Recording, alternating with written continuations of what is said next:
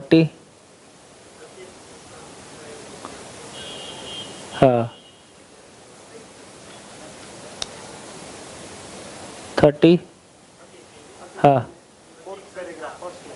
Fourth paragraph first line. प्रत्येक संस्था प्रभुता एवं उसकी अक्षुण्णता के प्रति जनजाति को आश्वस्त एवं विश्वस्त होने योग्य घोषणाएं बार बार करती है, क्योंकि सबका मूल उद्देश्य यही है। प्रत्येक संस्था प्रभुता और उसकी अक्षुण्णता के प्रति जनजाति को, मतलब देखिए, प्रबुद्धता, प्रबुद्धता, प्रभुता, प्रभुसत्ता, ऐसे ये 3 शब्द हैं। प्रबुद्धता का मतलब है बोध संपन्न। बोध संपन्न का मतलब है, बोध संपन्न जब जीने में आया, स्वानुशासित होना, प्रभुता। और प्रभुसत्ता का मतलब है स्वराज्य, व्यवस्था के रूप में आया। ठीक बोल रहा हूँ? ठीक बोल रहा हूँ? मानवीय परंपरा की बात हो गई। हमारी परंपरा की बात। तो प्रबुद्धता का मतलब है समझ में आना, बोध संपन्न होना, अनुभव मूलक बोध। तो बात पूरी हो गई, समझ वाला काम पूरा हो गया। समझ की रोशनी में मैं स्वानुशासन पूर्वक जीता हूं, इसका नाम प्रभुता। स्वानुशासन पूर्वक जीना, स्वनियंत्रित होना, प्रभुता। और ऐसा ही सारे लोग, अधिकांश लोग जीने लगे। इससे जो व्यवस्था बनी, मानवीय परंपरा बनी, उसका नाम प्रभुसत्ता। ऐसा 3 शब्द हो गया ये। तो बेसिकली जिसको कह रहे हैं स्वत्व, स्वतंत्रता, स्वराज्य, है ना। स्वत्व मतलब स्वयं में समझ में आना, स्वतंत्रता मतलब स्वनियंत्रित होकर जीना, स्वानुशासित होकर जीना, और स्वराज्य मतलब मानवीय परंपरा। इस अर्थ में 3 शब्द हैं। तो ये कह रहे हैं कि प्रत्येक संस्था प्रभुता एवं उसकी अक्षुण्णता के प्रति जनजाति को आश्वस्त करने की बात करती है। किसी भी पार्टी का मैनिफेस्टो देखो, किसी भी संस्था का मैनिफेस्टो देखो, क्या विजन एंड मिशन स्टेटमेंट क्या रहती? उसमें कोई नेगेटिव शब्द लिखा देखा आज तक? तो किसी भी राजनीतिक पार्टी का मैनिफेस्टो उठा लो, किसी भी देश की किसी भी संस्था का विजन मिशन उठा लो, वो क्या बोलेगा? वो नहीं कहेगा कि मैं समाज को तोड़ने का काम, इस संस्था का उद्देश्य समाज को तोड़ना है, ऐसा वो नहीं लिखेगा। वो यही लिखेगा कि सबके भले की सोचना, सबके लिए काम करना, आखिरी आदमी के लिए काम करना, यही हमारा उद्देश्य है। तो बोलते समय वो घोषणा यही करेगा, प्रभुता और प्रभुसत्ता के बारे घोषणा करेगा, बोलेगा यही। उसकी समझ और उसकी योग्यता नहीं है, इसलिए होता फिर कुछ और है। तो शिक्षा का मतलब ही है कि जनाकांक्षा के अनुरूप शिक्षा और व्यवस्था सफल हो जाए, इस अर्थ में शिक्षा को सुनिश्चित करना।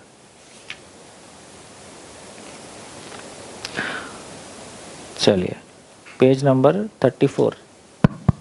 एक प्रभुता आपने बोला कि दूसरे भी समझदार हो जाए, या फिर इसमें लिखा था कि अभय, सामने वाले में भी अभय आ जाए। हाँ वो, हाँ वही। तो हम घोषणा तो वही करते हैं, हम ऐसा काम करेंगे समाज भय से मुक्त हो जाए, महिला पुरुष में समानता हो जाए, सारी जितनी अच्छी अच्छी बातें हैं आप बोल वही सकते। मजबूरी है वो आपकी, स्वीकार वही है। इसको भी छोड़ दो, 2 पति पत्नी में झगड़ा हुआ है, दोनों को अलग अलग सुनो, आप देखो क्या निकलता है। कब एक पत्नी ये बोलेगी कि मैंने आज मेरे मन में पत्नी को दुखी करने की योजना आई, मैंने उसको दुखी कर दिया। वो तो यही कहती है कि मैं सुखी करना चाहती थी, है ना, उन्होंने ऐसा कर दिया। वो भी दूसरा भी ऐसे ही बोलेगा। तो चाहत के रूप में हमारी चाहत गलत नहीं है, योग्यता नहीं, ऐसा। तो व्यक्ति भी ऐसा नहीं बोल रहा है। हाँ जी 34। देखिए प्रबुद्धता का नीचे बोल्ड में दिया है, प्रबुद्धता का परावर्तित रूप प्रभुता, प्रभुता का परावर्तित रूप सत्ता, प्रभु सत्ता, सत्ता का परावर्तित रूप शिक्षा, शिक्षा का परावर्तित रूप प्रणाली पद्धति नीति का परिवर्तित रूप वगैरह वगैरह, ऐसा। चलिए आगे चले। उसके लास्ट वाला पैराग्राफ, नियम न्याय धर्म एवं सत्य देश कालातीत है अतः सार्वभौमिक है। इसीलिए सार्वभौमिकता ही अप्रतिमता, अप्रतिमता ही मध्यस्थता, मध्यस्थता ही प्रबुद्धता, प्रबुद्धता ही विज्ञान व विवेक, विज्ञान व विवेक ही संप्रभुता, संप्रभुता ही अखंडता, अखंडता अखंडता ही समाधान एवं समृद्धि, समाधान एवं समृद्धि ही सहअस्तित्व, सहअस्तित्व ही जीवन एवं जीवन ही नियम, न्याय धर्म एवं सत्य है। इस वाला पैराग्राफ में कालातीत मतलब क्या होता है और अप्रतिमता, ये अप्रतिमता क्या होता है मेरे को ही पता नहीं है, देखना जरा उसमें डिक्शनरी में। कालातीत का मतलब जो काल से परे है, काल के अनुसार चेंज नहीं होता है, उसको बोलते हैं। बढ़िया, आगे चलें।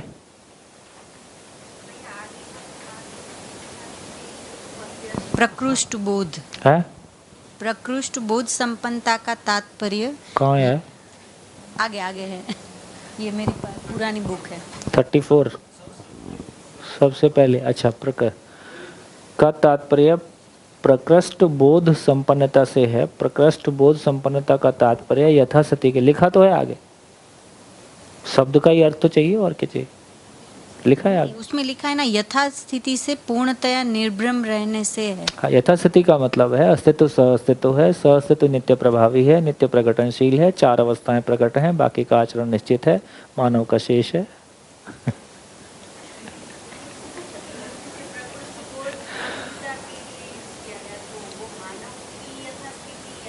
अस्तित्व, अस्तित्व,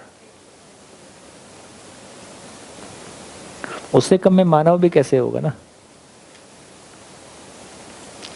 हाँ जी, चलिए 35 प्रभुता कहाँ पे है? प्रभुता ही अभयता, प्रभुता ही अभयता, अभयता ही क्रम, क्रम ही जागृति, जागृति ही अनिवार्यता, अनिवार्यता ही प्रबुद्धता, प्रबुद्धता ही जीवन सफलता, जीवन सफलता ही प्रभुता। प्रभुता ही अभयता, ठीक है। अभयता ही क्रम, अभयता ही क्रम का मतलब है ये फिर प्रमाणित होने का क्रम है। ज्ञान जब, यदि प्रबुद्धता के बाद की बात कर रहे हैं तो अनुभव मूलक बात कर रहे हैं, अनुभव मूलक बात कर रहे हैं तो अभयता ही क्रम, अभयता के प्रमाण का, एक मानव का अभय होना और समाज का अभय होना, इसमें कोई क्रम होगा कि नहीं होगा? कोई क्रम होगा। क्रम ही से जागृति, जागृति ही अनिवार्यता, अनिवार्यता से दूसरे में प्रबुद्धता, प्रबुद्धता ही जीवन सफलता, दोनों की सफलता हो गई, इसकी भी उसकी भी। चलो आगे।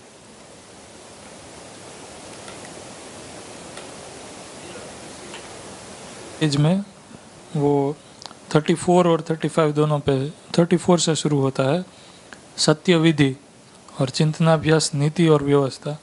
कहाँ है? 34 में लास्ट। हाँ, सत्य बराबर विधि, चिंतनाभ्यास बराबर नीति व्यवस्था। अच्छा। तो समझ में तो आता है कि सत्य विधि से मतलब चलना है और उसके लिए चिंतनाभ्यास नीति है। व्यवस्था कैसे है वो? नीति का मैनिफेस्टेशन ही व्यवस्था है ना। विधि और नीति का संयुक्त रूप व्यवस्था है।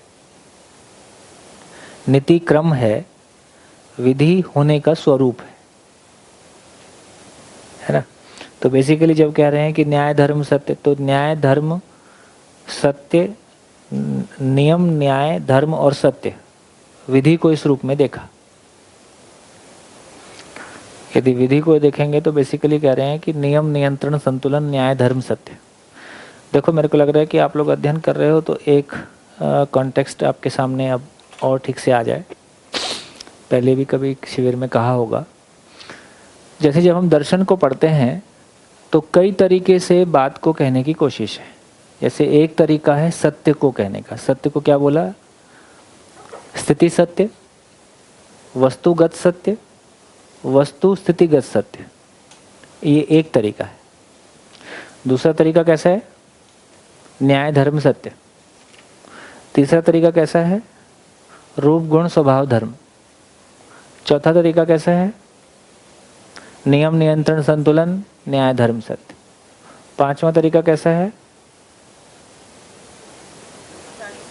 यथार्थ सत्यता वास्तविकता। छठा तरीका कैसा है? और कोई एक आध और है।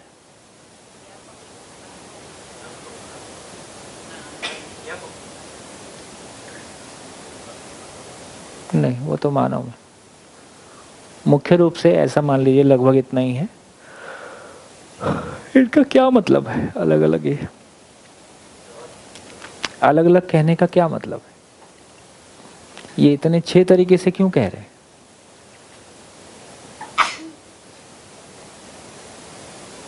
बात एक ही है।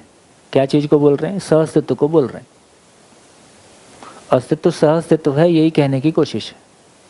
लेकिन अस्तित्व सहअस्तित्व है, ये 6 तरीके से बोल रहे हैं। रूप गुण स्वभाव धर्म से भी बोल सकते हैं, न्याय धर्म सत्य से भी बोल सकते हैं, 3 सत्य के रूप में भी कह सकते हैं, नियम नियंत्रण संतुलन न्याय धर्म सत्य के रूप में भी बोल सकते हैं, यथार्थ सत्यता वास्तविकता के रूप में भी बोल सकते हैं।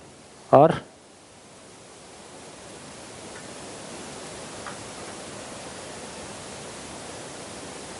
अलग अलग क्यों बोल रहे हैं? इसका क्या मतलब है?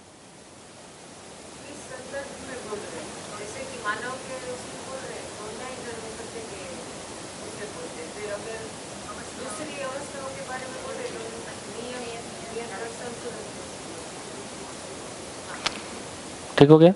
तो जब मानव केंद्र में है, इसलिए आप देखोगे दर्शन का नाम अस्तित्व मूलक मानव केंद्रित चिंतन है, जिसके मूल में अस्तित्व है, अध्ययन करने की आवश्यकता और अध्ययन करने वाला मानव है।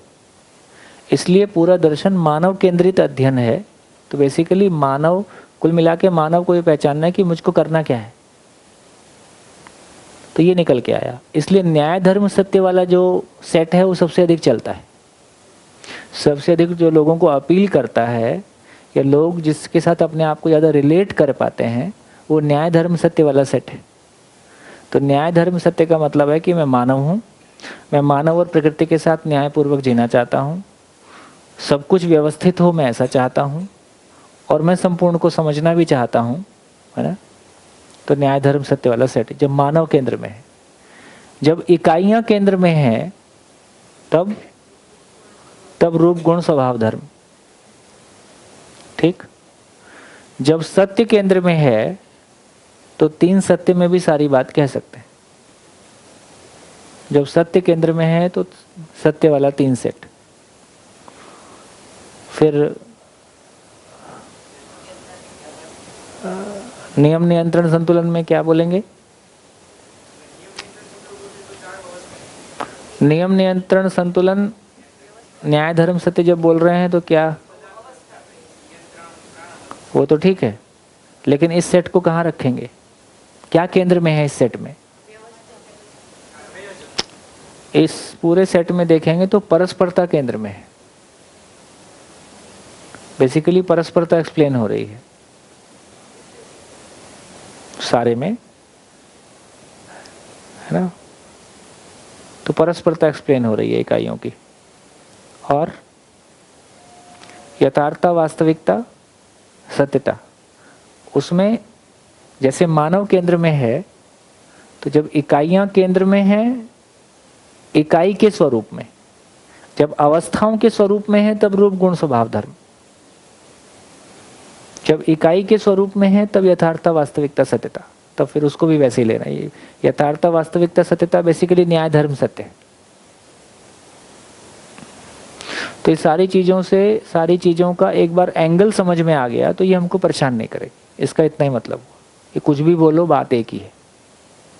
कुछ भी बोलो, बात एक ही है कि हाँ, इकाइयाँ मूल ऊर्जा में ऊर्जित हैं। ऊर्जित होने मूल ऊर्जा स्वयं में पूर्ण है। पूर्णता की वजह से पूर्णता के अर्थ में सारी गति है और वो व्यवस्था के अर्थ में प्रकट होता है। सारा खेल इतना है। चलिए, तो विधि, तो देखिए संस्कृति और सभ्यता। संस्कृति का मैनिफेस्टेशन व्यवस्था है, सभ्यता है। संस्कृति स्थिति है तो सभ्यता गति है। विधि स्थिति है तो व्यवस्था गति है।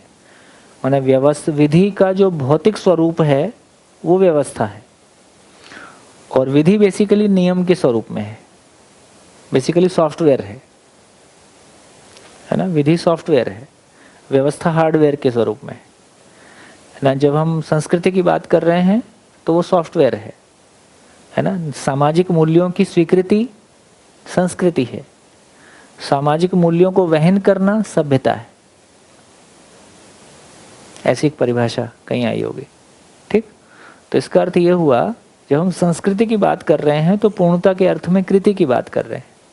पूर्णता के अर्थ में जब कृति बोल रहे हैं तो पूर्णता, जितनी भी पूर्णताएं हैं उनको स्वीकार करना, और उनको स्वीकार करने को एक का उत्सव है। स्वीकृति ही उत्सव है ना। जैसे हम कुछ संस्कार हैं जिसको हम एक मानव की यात्रा के रूप में देख रहे हैं। गर्भ संस्कार से लेके, जन्म से लेके, विवाह से लेके अंतिम संस्कार। कुछ को हम ऋतुओं की पूर्णता के रूप में देख रहे हैं। तो अनेक तरह की पूर्णताओं को हमने पहचाना है। इन पूर्णताओं को पहचानना और इनकी स्वीकृति के फलन में जो उत्सव है उसको संस्कृति कह रहे हैं। ये सामाजिक मूल्य की स्वीकृति हो गया। इसका जब जीना है तो कैसा है? वो पूर्णता अचानक नहीं आई ना, उसके लिए हमने कोई आचरण किया है। वो जो आचरण की श्रृंखला है, कार्य और व्यवहार की जो श्रृंखला है, जो एक परिवार के स्वरूप में, परिवार समूह के स्वरूप में हो रही है, वो सभ्यता है। तो संस्कृति, सभ्यता। विधि, जब विधि की बात कर रहे हैं तो पूरी कायनात का सॉफ्टवेयर। जब व्यवस्था की बात कर रहे हैं तो चारों अवस्थाओं में संतुलन का स्वरूप। तो जब विधि की बात कर रहे हैं तो न्याय, धर्म, सत्य, इसको विधि के रूप में कहा। व्यवस्थाओं के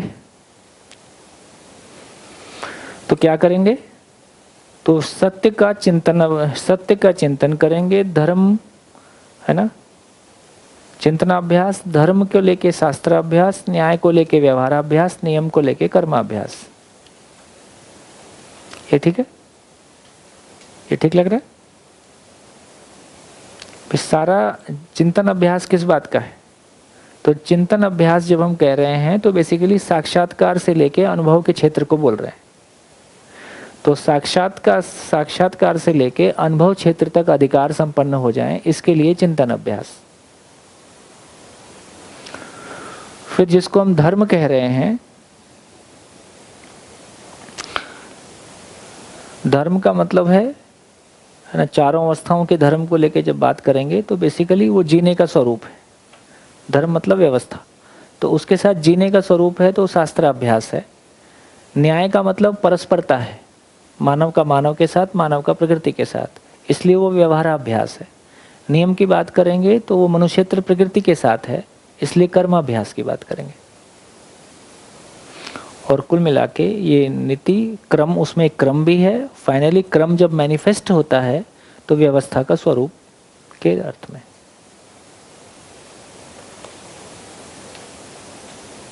बढ़िया।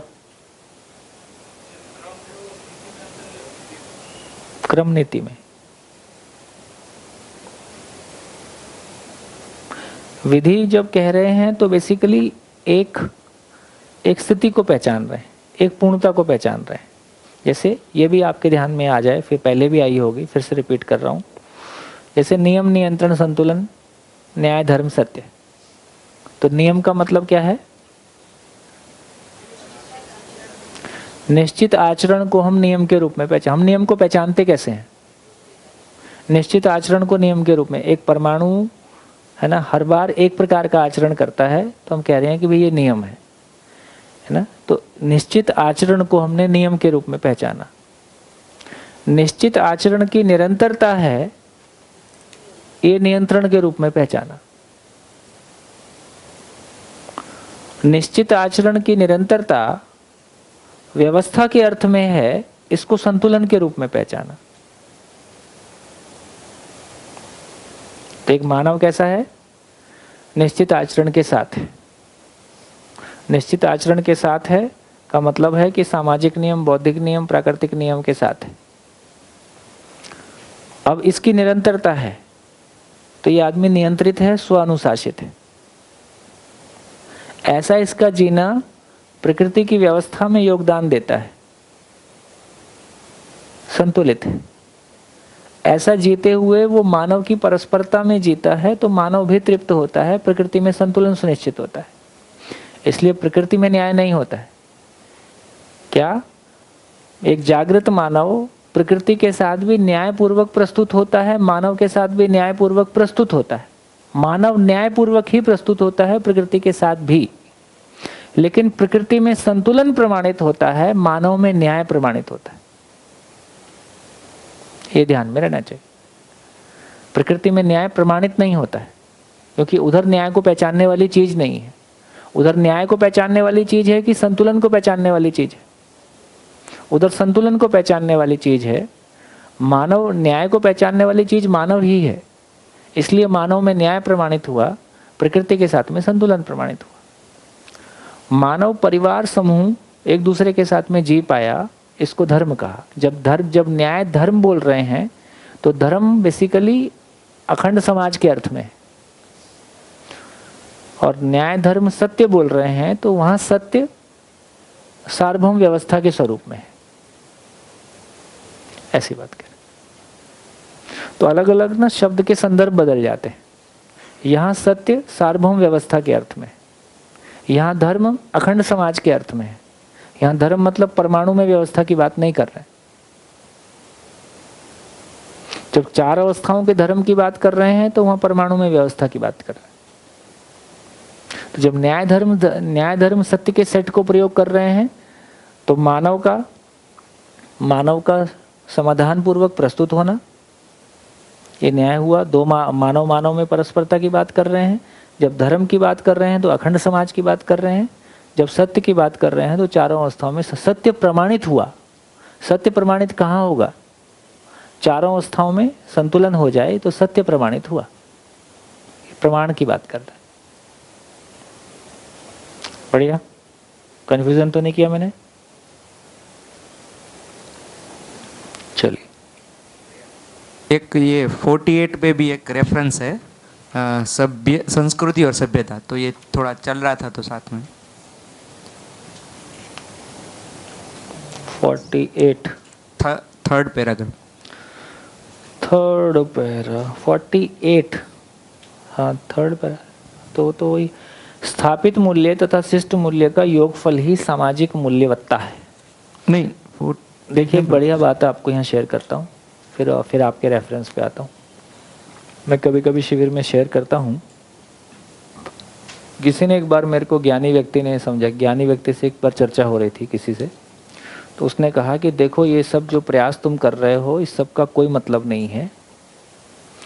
मानव प्राकृतिक इकाई है, इसलिए मानव स्वनियंत्रित हो सकता है। परिवार मानव की कल्पना से निकला है, समाज मानव की कल्पना से निकला है। जो कल्पना से निकला है वो कभी व्यवस्थित नहीं हो सकता, इसलिए परिवार और समाज कभी व्यवस्थित नहीं होंगे। ये तुम्हारा शौक है, तुम्हारा है ना, तुम्हारा भ्रम है कि परिवार और समाज व्यवस्थित होता है। ये एग्जिस्टेंशियली इकाई नहीं है, इसलिए ये व्यवस्थित नहीं हो सकता। और ऐसी एक धारा है पूरी वेस्ट की, एक स्कूल, एक थॉट है ये कि परिवार और समाज कभी, इसलिए आप देखेंगे कि वेस्ट के जितने भी मतलब बहुत सारे कंट्रीज या बहुत सारी जगहों में वो स्थितियां हैं जहाँ परिवार और समाज है ही नहीं, राष्ट्र और व्यक्ति है। बहुत सारी जगह में राष्ट्र कोई चीज है, व्यक्ति कोई चीज है। परिवार और समाज कोई नेचुरल आइडेंटिटी नहीं है। परिवार और समाज एग्जिस्टेंशियल रियलिटी नहीं है। ये मानव की कल्पना से, मानव की आवश्यकता से पैदा हुई कोई चीज है, इसलिए ये सामयिक है, इसलिए ये कभी व्यवस्थित नहीं हो सकता। ऐसी भी एक थॉट है।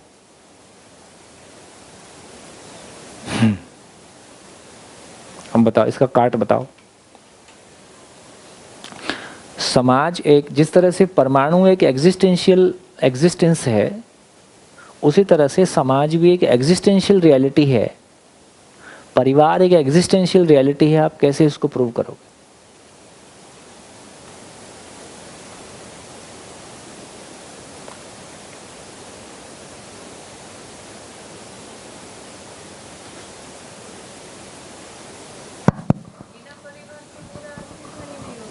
नहीं, परिवार से आपको शरीर मिलता है मैं बस। अभी समाज है ये एग्जिस्टेंशियल रियलिटी है, क्योंकि ये समाज तो अस्तित्व है ही, क्योंकि मैं ही अभी इस शरीर यात्रा में नहीं हूँ। वो परंपरा है, समाज में जो परंपरा बनती है वो शाश्वत रहती है। परिवार और समाज जुगाड़ है।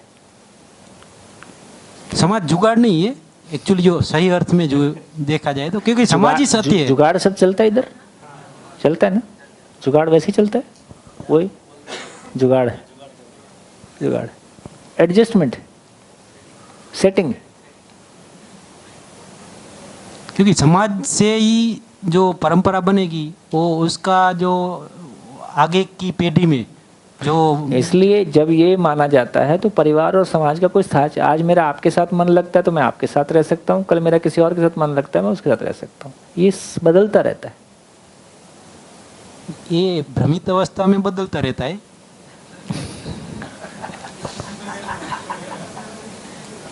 बाकी तो समाज कैसे माना जाए? वे ठोस बात करो ना। अब तो लॉजिक पे बात हो रही है। हाँ, मुझे लगता है कि मुझे विश्वास की निरंतरता चाहिए, जो नो मूल्य है उसकी निरंतरता चाहिए, तो निश्चित ही एक समुदाय में ही मिल सकता है। तो समुदाय में, इसीलिए समाज में। हाँ, समाज में और परिवार में। जैसे ममता मूल्य है तो हर एक को तो मैं ममता मूल्य दे नहीं पाऊंगा, लेकिन उसकी कंटिन्यूटी परिवार में ही हो सकती है। इसलिए परिवार की एक जरूरत है।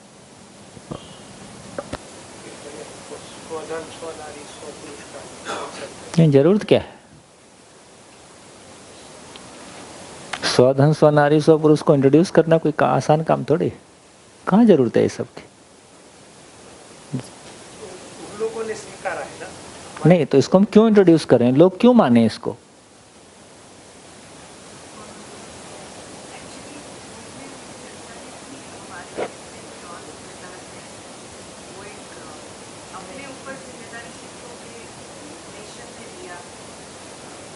एक बहुत गहरी कि I am not responsible for somebody but somebody is responsible for me. So like वो रिस्पॉन्सिबिलिटी नहीं लेना चाहते हैं, किसी अपना भी नहीं लेना चाहते हैं। एग्जिस्टेंशियली ऐसा रिस्पॉन्सिबिलिटी लेने का कोई जुगाड़ ही नहीं है। मैं किस किस की रिस्पॉन्सिबिलिटी लूंगा? क्यों लूं मैं? भागीदारी की जो बात आती है वो जिम्मेदारी से ही आती है, पर वो जिम्मेदारी कोई और जब जताता है कि जैसे भगवान है या nation as a government, when they start taking over कि भाई we are taking care of you, so you are so much dependent. तो वो मूलभूत वो है कि भाई जैसे मैं डिपेंडेंट हूँ किसी के ऊपर, वैसे तुम भी हो, तो क्या फ़र्क पड़ता है? We don't have anything to be responsible for each other. ये भी कहीं हाँ, तो ऐसा गैर जिम्मेदारी से जीने का अपना ही मजा है। एक जिम्मेदार होने में बहुत मेहनत है। क्यों जाएं? क्यों जाएं अखंड समाज? जरूरत ही नहीं है। तो राष्ट्र जैसा भी क्यों रहेगा? सब एक राष्ट्र इसलिए है कि कोई दूसरा आप पे आक्रमण करेगा, उससे रक्षा के लिए एक मैकेनिज्म चाहिए, इसका नाम राष्ट्र है। और क्या? बंदूक का नाम राष्ट्र है। ट्राई करता हूँ मैं भैया। हाँ। जैसा मैं अपने में लॉजिकली समझाऊँ। देखिए, पहले तो मूल इकाई है वो व्यक्ति ही है। ठीक है, व्यक्ति खुश होगा, अपने में आश्वस्त होगा तो अकेला ही रहेगा और अपने में खुश हो जाएगा, ऐसा नहीं। वो नेचुरली उसकी टेंडेंसी रहती है कि वो किसी और के साथ खुशी बांटने जाता है। और रोज लोग बदलते रहे तो कितनी खुशी है। नहीं, वैसा नहीं स्वीकृत नहीं होता।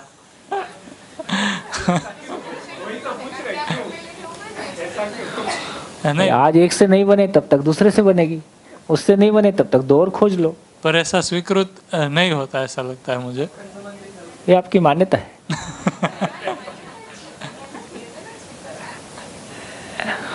तो ऐसा सबको स्वीकृत नहीं होता, इसलिए वो मान्यता नहीं हो सकती।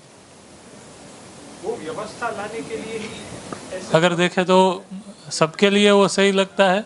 जैसे जो कोई भी सुखी होता है तो वो ऐसा ढूंढता ही है कि वो और लोगों के साथ अपनी खुशी बांट पाए, इसलिए एक परिवार व्यवस्था की ज़रूरत पड़ती है और सबको ही को समान रूप से ऐसी ज़रूरत पड़ती है। नहीं, आप देख लीजिए, ये एक बहुत मतलब डाटा है कि जितने भी एडवांस सोसाइटीज़ हैं, धीरे धीरे परिवार और समाज खत्म हो गया। समाज जैसी कोई चीज़ तो बची नहीं और परिवार भी धीरे धीरे खत्म हो गया। अब तो सरोगेट मदर आ गई, अब शादी की भी ज़रूरत नहीं है। आप देख लीजिए, बहुत सारे महिला पुरुष हैं जो अपने प्रोफेशन में बहुत बिजी हैं, बहुत बड़े सेलिब्रिटी हैं, उनके पास टाइम ही नहीं है परिवार के जैसी कोई चीज़ के लिए। उनकी सभी आवश्यकताएं बाहर से पूरी होती रहती। वो समझना। हाँ हाँ, आप कुछ कह रहे पीछे।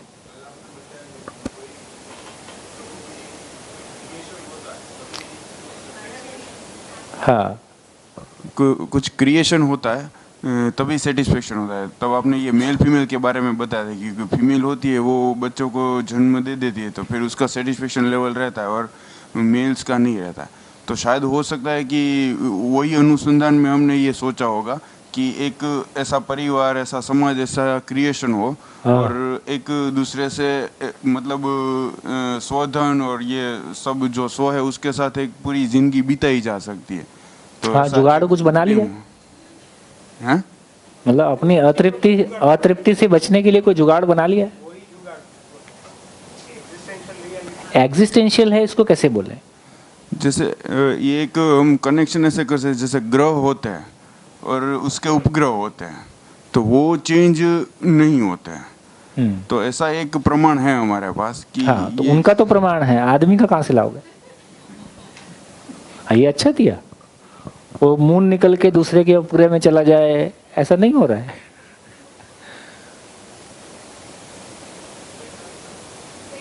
किसी के दो है, किसी के हाँ, जो है लेकिन उतने ही है ना। हाँ, और उनके नहीं है तो उनके नहीं है, लेकिन वो किसी सौरमंडल में तो है, तो उसका डिजाइन ही वैसा है। जब हम मानव में सुख को पहचानने गए तो अब भौतिकवादी विधि में इंद्रिय तृप्ति को ही सुख माना, तो वो मान्यता से परिवार की कोई आवश्यकता ही नहीं रहती। हाँ। और जब अध्यात्मवादी में ईश्वर प्राप्ति को ही सुख माना तो वहाँ पर भी परिवार की कोई आवश्यकता नहीं है। लेकिन सुख को जब मानव के संदर्भ में पहचानने जाएंगे तो दो मानव की परस्परता में ही सुख है।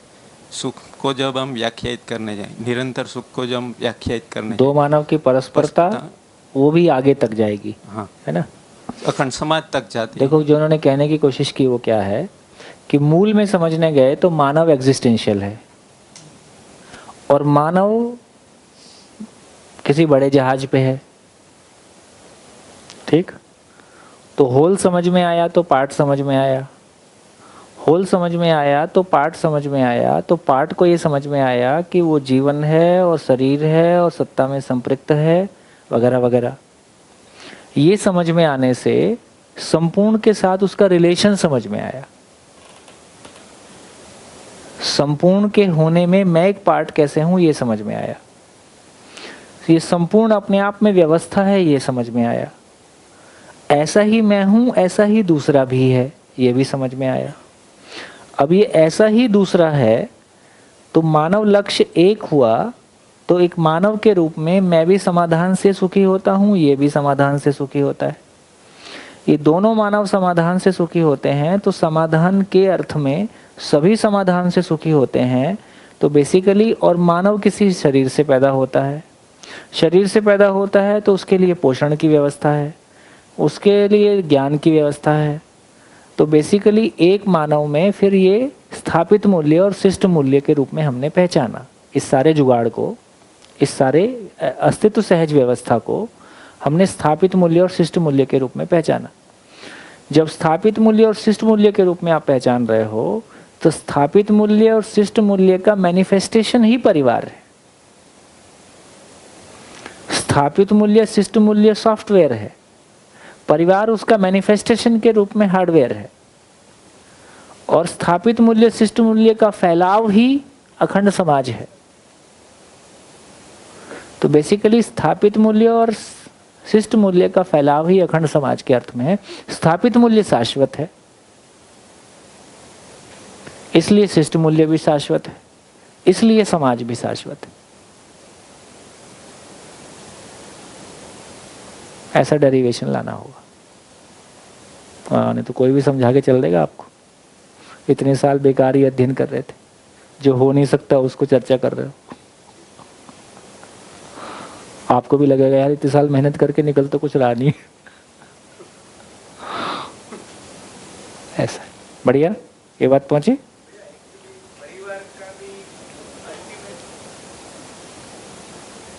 परिवार का भी अल्टीमेट गोल तो अखंड समाज, इस जिस हिसाब से आप बोल रहे हैं, हाँ, तो वो अल्टीमेटली तो अखंड समाज परिवार अखंड समाज के अर्थ में ही, क्योंकि मानव ही अखंड समाज के अर्थ में है। हाँ हाँ हाँ, सही। इसलिए परिवार भी अखंड समाज के अर्थ में है, इसलिए सारी संस्थाएं अखंड समाज के लिए अर्थ में है, इसलिए सारी संस्थाओं का विजन मिशन एक ही है। सही। हाँ, विजन तो एक ही रहेगा। ऐसा हो गया। चलो है, आज ब्रेक का टाइम हो गया। इनकी जो बात थी वो पूरी कर देता। क्या बोले थे आपने? हाँ, ये तो आ गया, ये तो हो गया, ठीक हो गया, बढ़िया। तो मेरे को लगता है कि अब ज़्यादा ऐसा फंसने वाली चीज़ें अब नहीं हैं, केवल ध्यानाकर्षण वाली चीज़ें हैं। तो आप आपस में कर लीजिए, ठीक। तो ब्रेक के बाद पठन की थोड़ी विधि को बदलिए। अभी कैसे करते हैं? समूह में बैठते हैं। हाँ, कितना बड़ा समूह होता है? सारा समूह एक ही होता है। अच्छा, अखंड समाज। अच्छा, और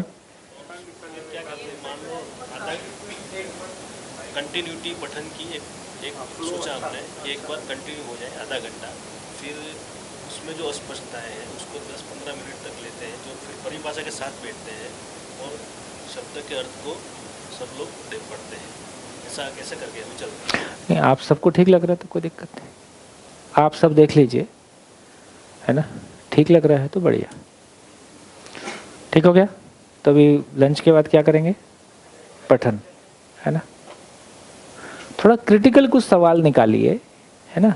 तो क्रिटिकल कुछ सवाल निकालिए और बाकी लोगों के सामने रखिए, ताकि कुछ थोड़ा सा सोचने का काम भी हो। क्या अब हम इतनी गहरी मान्यता के साथ में आ गए हैं कि जो लिखा है ठीक ही लिखा है और इसको मानना ही है। अब हम मानने पे उतारू हो चुके हैं, स्वीकृति का भाव ज्यादा ही आ गया। हाँ, ये ठीक है। तो उससे उपलब्धि क्या हुई? ठीक लिखा है, ये निष्कर्ष मत निकले, ठीक तो लिखा ही है। मुझको क्या मिला, ऐसा एक ध्यान बना रहेगा। पढ़ते समय ऐसा एक ध्यान बना रहेगा, इससे मुझको क्या मिला। ठीक है, लिखा तो ठीक है। ऐसा बढ़िया, नमस्कार, धन्यवाद। बहुत शुभकामनाएं आप सभी को। आप सब बहुत अच्छे लोग हो।